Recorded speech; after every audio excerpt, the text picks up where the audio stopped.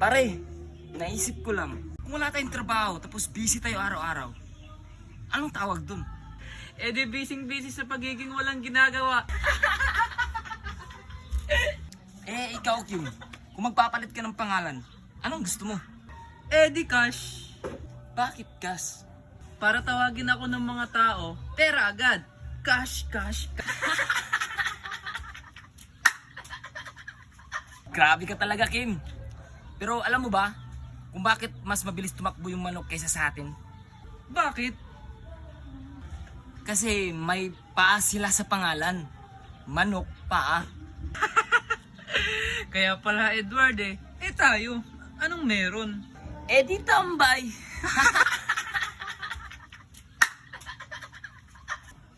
Oo nga, pero teka, may naisip akong bagong racket. Ano na naman yan? Magbenta tayo ng hangin, libre naman yun.